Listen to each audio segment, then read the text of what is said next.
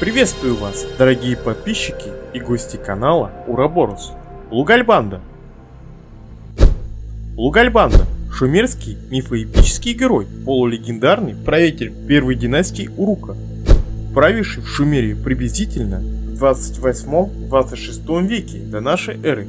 По преданию, эта династия вела свое начало от бога солнца Уту, чьим сыном считался Мескингашер. По царскому списку Лугальбанда был четвертым правителем династии, сыном правителя Урука Энмеркара и предшественником Гильгамеша.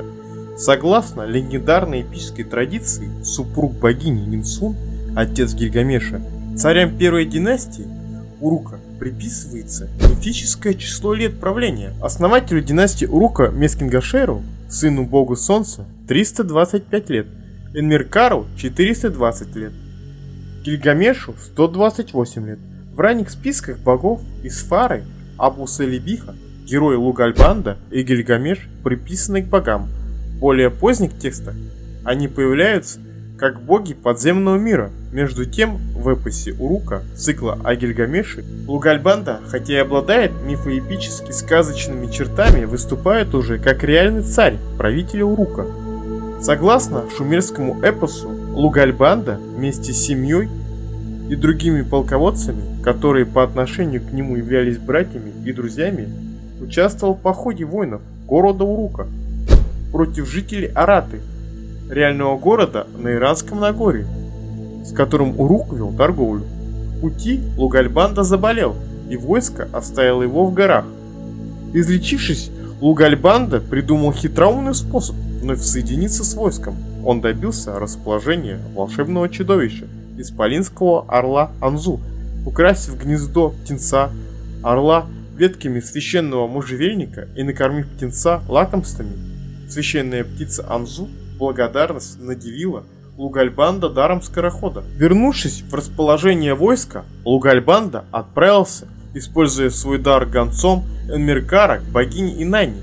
Узнав о причинах неудач воинов Урука под Аратой и способах победить неприятеля, он получил от богини ответ: вместо культа Инанны в Уруке заброшены. Энмеркар должен привести их в порядок, срубить одинокий тамериск, выдолбить из него сосуд, поймать самую большую рыбу и принести ее в жертву богине Инанне. Тогда победа воинов Урука под Аратой будет обеспечена. Сказание о Лугальбанде близко по характеру и мотивам к мифологическому волшебному сказанию, в котором отражены помощь птенца, благодарность священной птице Анзу, наделение героя чудесными способностями.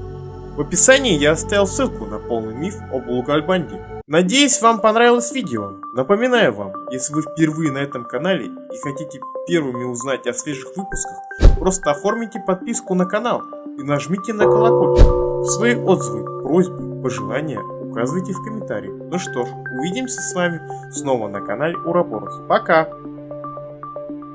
Птица Анзу. В шумеро-аккадской мифологии огромная птица божественного происхождения в виде орла с головой львицы, и обычно лапы орла стоят на двух гривистых двах. Позднее, приблизительно с 14 века до нашей эры, Анзу имеет также и вид гигантского орла. В надписях упоминается, начиная с 26 века до нашей эры. В мифах Анзу обычно выступает как посредник между земной и небесной сферами. Соответственно, между богами и людьми он одновременно воплощает доброе и злое начало. Арата. Арата является воображаемой страной из мифов шумерских, показывая царей Урука Энмеркар и Лугальбанда.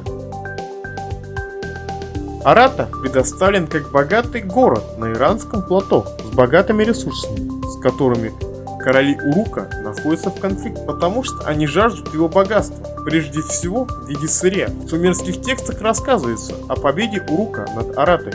Место расположения Арата.